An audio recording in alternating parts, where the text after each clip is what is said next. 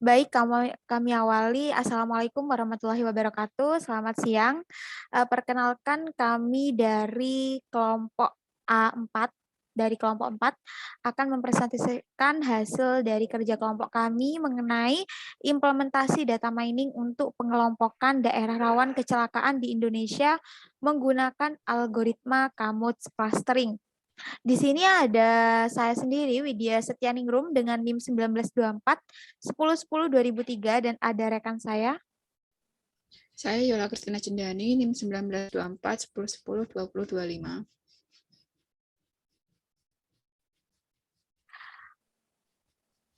Oke, di sini ada ini poin-poin penting yang akan kami presentasikan. Mungkin dari ini seperti bab 1 ada pendahuluan latar belakang ini nantinya akan kami jelaskan secara singkat dan bab 2 juga.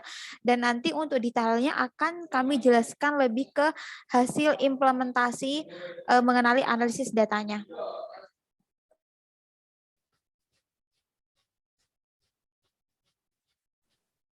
Oke, lanjut. Nah, di sini ada latar belakang nih. Judulnya udah jelas ya, implementasi data mining untuk pengelompokan daerah rawan kecelakaan di Indonesia menggunakan algoritma Kamots clustering. Nah, untuk latar belakangnya di sini ada beberapa outline. Jadi ada pertumbuhan jumlah penduduk di Indonesia ini sangatlah pesat. Yang kedua, kecelakaan lalu lintas di jalan raya masih menjadi penyumbang angka kematian yang relatif tinggi di Indonesia. Yang ketiga, implementasi data mining yang jelas yaitu kami menggunakan clustering, salah satunya yaitu Kamots clustering. Oke, next. Untuk rumusan masalahnya yaitu dari penjelasan latar belakang itu, maka permasalahan yang kami angkat dalam penelitian ini adalah bagaimana mencari klaster daerah rawan kecelakaan di Indonesia dengan menggunakan clustering algoritma Kamut. Kemudian untuk batasan masalahnya di sini ada 3. Yang pertama, penelitian ini khusus membahas tentang daerah yang rawan terjadi kecelakaan di Indonesia. Kemudian data yang digunakan itu data riwayat daerah yang terjadi kecelakaan di Indonesia tahun 2011 sampai 2014. Nah, di sini ada beberapa parameter seperti tahun, bulan, jam, tingkat keparahan, dan juga lokasi. Kemudian algoritma yang digunakan pada penelitian ini adalah algoritma Kamut. Itu. Kemudian selanjutnya, untuk tujuan penelitiannya di sini ada 3. Yang pertama, mendapatkan informasi kecelakaan yang terjadi di Indonesia dalam menentukan potensi daerah rawan kecelakaan di Indonesia berdasarkan analisa. Yang kedua, yaitu penerapan data mining dengan menggunakan metode clustering dengan algoritma Kamut terhadap data kecelakaan untuk menentukan suatu informasi tentang potensi daerah rawan kecelakaan di Indonesia. Kemudian untuk tujuan yang terakhir yaitu kita menerapkan data mining dengan metode clustering menggunakan algoritma Kamus berdasarkan atribut dan parameter seperti bulan, tahun, jam, tingkat keparahan, dan juga lokasi. Oke, mungkin untuk tujuan penelitian lebih jelasnya itu seperti ini. Jadi nanti kami menyediakan data berdasarkan atribut ini, parameter ini, ada bulan, tahun, jam seperti itu. Nah nantinya hasil clusteringnya itu ada 3 pengelompokan daerah rawan kecelakaan seperti itu dan ada pola-pola setiap klasternya.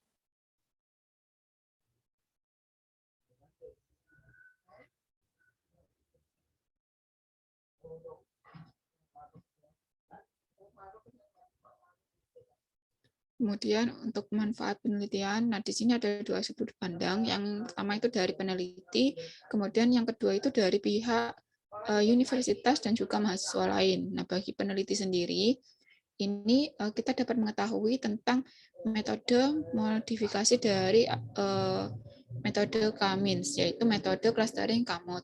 Kemudian mengetahui tahapan perhitungan dari metode Kamut, kemudian memahami cara pengumpulan data dan pengklasifikasian atau pengelompokan data kecelakaan di Indonesia untuk kegiatan penelitian ini. Kemudian untuk yang bagi pihak universitas atau mahasiswa lain itu dapat digunakan sebagai referensi. Jadi untuk menambah wawasan mereka yang membutuhkan informasi terkait implementasi metode clustering KAMOD untuk mengelompokkan daerah rawan kecelakaan di Indonesia.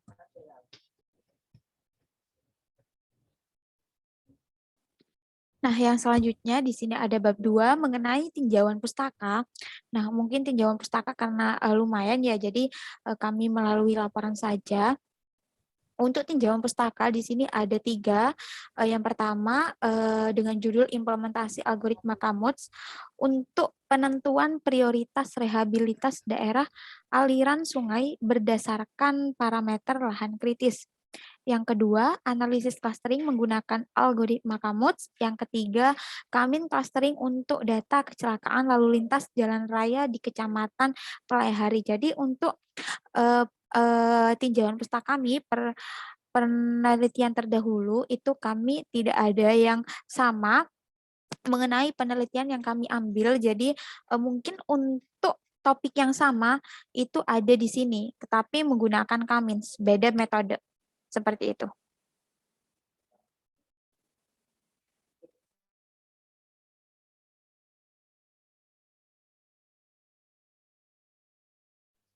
Kemudian untuk landasan teorinya ini kita menggunakan 4, yaitu yang pertama itu kita menggunakan kecelakaan. Nah, ini di sini terdapat pengertian kecelakaan itu apa, kemudian tingkat keparahan kecelakaan itu seperti apa. Kemudian yang kedua itu pengertian dari data mining. Kemudian yang ketiga pengelompokan atau clustering, dan yang terakhir itu penjelasan mengenai algoritma KAMOD sendiri.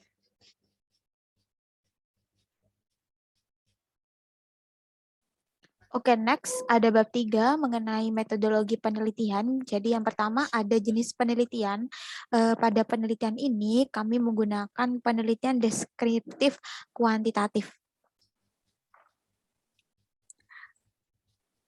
Nah, untuk objek penelitian, mohon maaf karena mungkin ada kesalahan dari penginputan di PPT. Sebentar. Nah, untuk objek penelitian ini adalah daerah rawan kecelakaan di wilayah Indonesia. Dataset yang digunakan berasal dari website Kaggle. Nah, jumlah record data terkumpul sebanyak 60 data. Next, rekan saya Yola. Untuk tempat dan waktu penelitian ini, kami melakukan penelitian ini secara online atau secara daring. Nah, untuk waktunya itu kita mulai dari awal bulan November 2021. Kemudian untuk metode pengumpulan datanya, nah kita di sini menggunakan metode studi literatur, di mana kita itu untuk pengumpulan datanya mengambil dari website Kaggle. Nah, untuk tahapan penelitian di sini udah jelas ada identifikasi, pengumpulan data, penentuan metode, persiapan data, pembuatan model, dan pengujian model. Nah, lanjut. Di sini mungkin sudah jelas ya dari awalan dari proyek kami.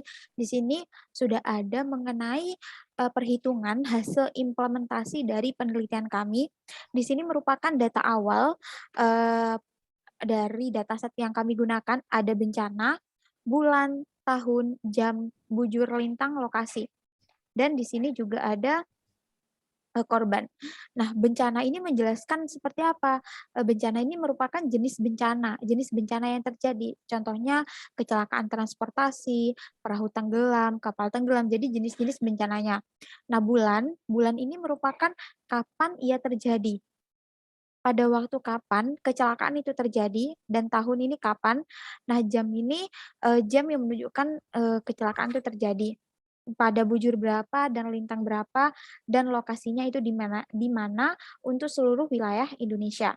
Dan ini merupakan deskriptif dari penjelasan terjadi korban seperti apa. Nah, untuk output yang dihasilkan nantinya pada korban ini akan kami kelompokkan menjadi tingkat keparahan. Dijelaskan oleh rekan saya, Yola, silahkan. Nah, berdasarkan datasetnya itu kan data korbannya itu banyak sekali. Nah, itu kita akan mengklasifikasikannya. Jadi untuk tingkat keparahannya itu kecelakaan itu ada 3, tingkat berat, sedang, dan ringan. Nah, untuk yang tingkat berat itu, korbannya itu adalah paling tidak ada 1 korban meninggal dunia. Kemudian dengan atau ada korban luka berat atau ringan.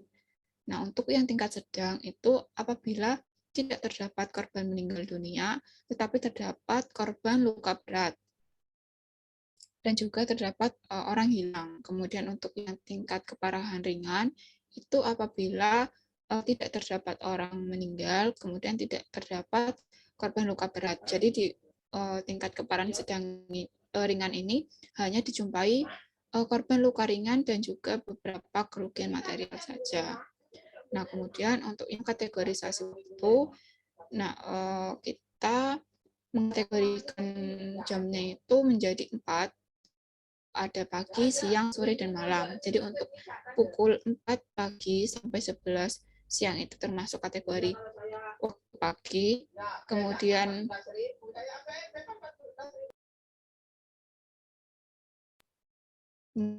untuk pukul 11:01 sampai pukul 2 itu termasuk siang, kemudian pukul 2:01 sampai pukul 6 sore termasuk waktu sore, jam 6:01 sampai jam 3:59 pagi itu termasuk malam. Nah, untuk klasifikasi ini, kategorisasi waktu ini kita berdasarkan dari KBBI dan juga kita menghitungnya berdasarkan WIB. Oke, next. Langsung saja ke perhitungan. Nah, udah jelas ya data yang kami gunakan itu apa saja. Nah, di sini ada perhitungan iterasi 1. Pada perhitungan iterasi 1 ini, bentar.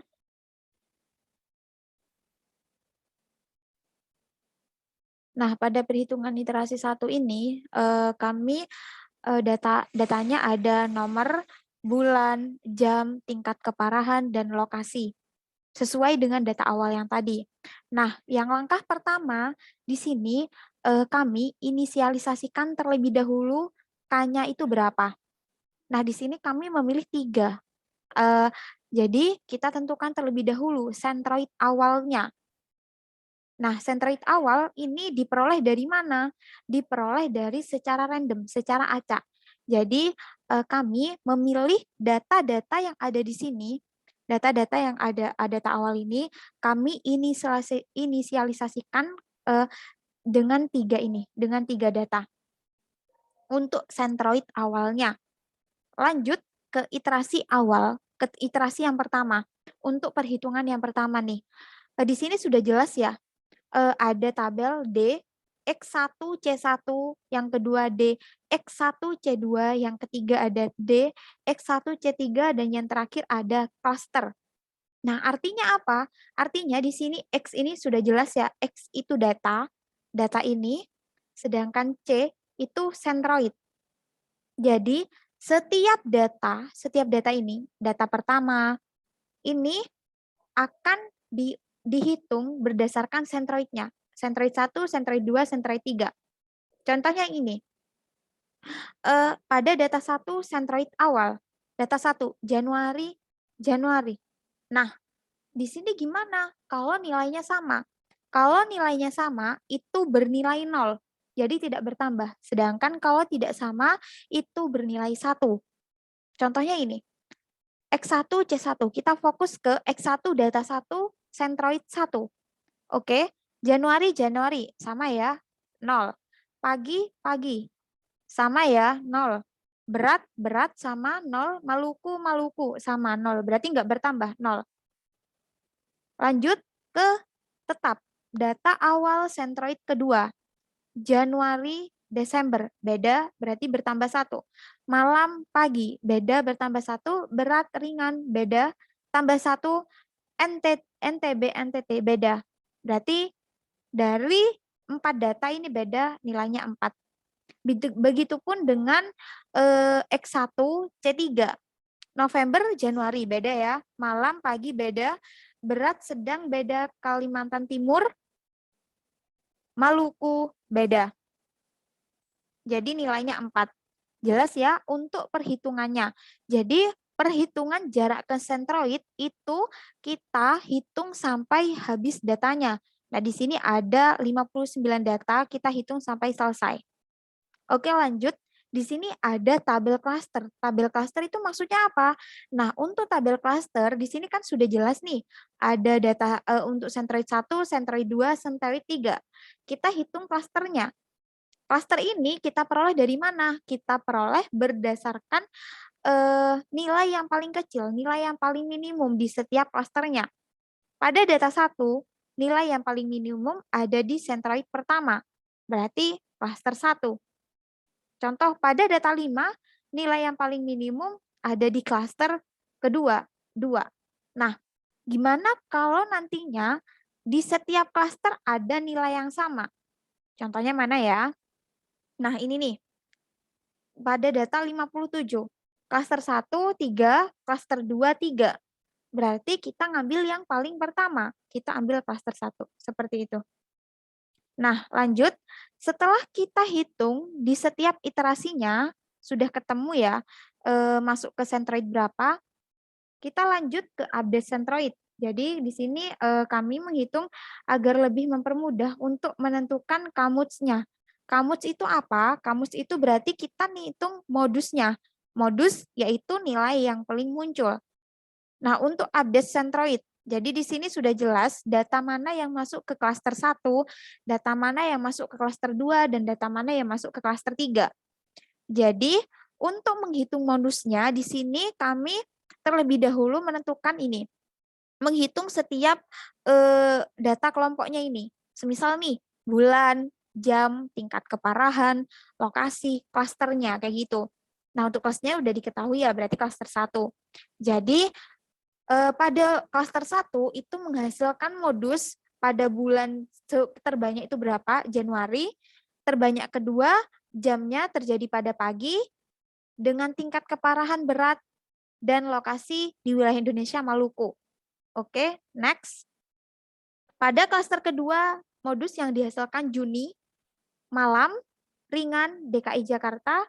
Sedangkan pada klaster ketiga, November, malam, sedang, Kalimantan Timur. Sehingga diperoleh centroid update-nya seperti ini. Jadi, pada iterasi 1 menghasilkan centroid 1, centroid 2, dan centroid 3. Next, silahkan rekan saya Yola.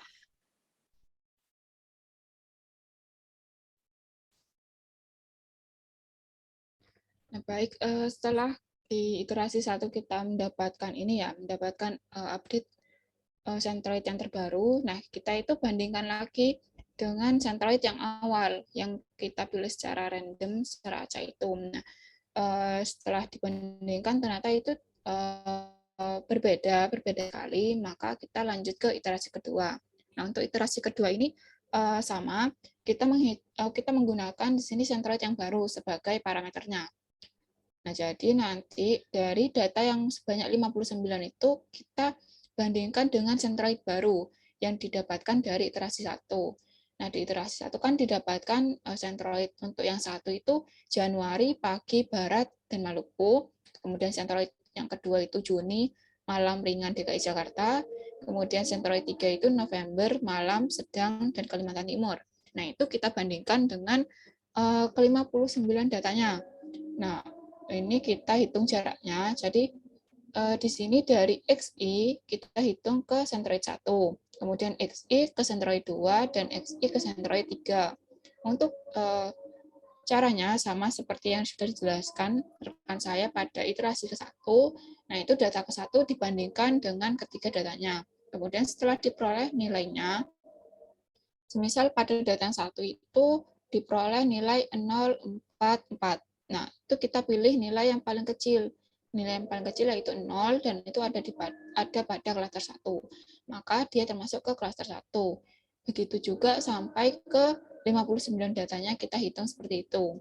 Nah, setelah itu kita bagi atau kita kelompokkan berdasarkan masing-masing klasternya. Jadi kita memperoleh tiga pengelompokan klaster.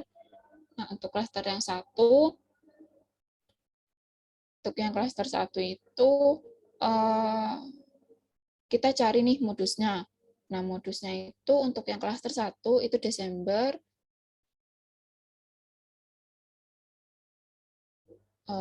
maaf, sepertinya ada kesalahan. Nah, di klaster 1 itu bulannya Januari, kemudian jamnya itu pagi, tingkat keparahannya itu berat, kemudian lokasinya itu Maluku. Nah, untuk yang klaster kedua, nah itu modusnya adalah bulan Juni, malam, ringan, dan DKI Jakarta. Untuk yang klaster 3 itu modusnya November, malam, sedang, dan Kalimantan Timur. Nah, setelah kita peroleh modus dari ketiga klasternya itu, kita update centroidnya. Kita buat centroid baru berdasarkan modusnya. Setelah itu kita bandingkan dengan centroid sebelumnya. Dengan centroid yang kita peroleh pada iterasi 1. Nah, itu jika kita bandingkan, maka hasilnya itu telah sama. Nah, jika sudah sama, maka iterasi akan diberhentikan. Jadi, kapan iterasi itu akan berlanjut dan kapan iterasi itu akan berhenti. Jadi, jika sentroid yang sudah kita peroleh, sentroid baru yang kita peroleh itu dibandingkan dengan sentroid sebelumnya, pada iterasi sebelumnya itu dia sama, maka itu telah berhenti iterasinya. Tapi kalau kita bandingkan tetapi nilainya itu berbeda, maka iterasi akan terus berlanjut sampai nanti kita memperoleh sentroid baru dan sentroid sebelumnya yang sama, seperti itu. Kemudian untuk output-nya itu setelah kita iterasinya berhenti, di iterasi kedua, nah itu kita memperoleh output-nya yaitu berdasarkan pola-pola pada sentroid 1 atau cluster 1 itu patokannya itu adalah bulannya itu Januari, jamnya pagi, tingkat keparahannya itu berat, dan lokasinya itu Maluku. Nah, di sini berdasarkan penghitungan tadi, kita memperoleh beberapa pola nih dari masing-masing klaster. Nah, untuk yang klaster 1 itu polanya bisa dilihat seperti di layar. Nah, itu untuk yang klaster 1 itu tingkatnya berat ya.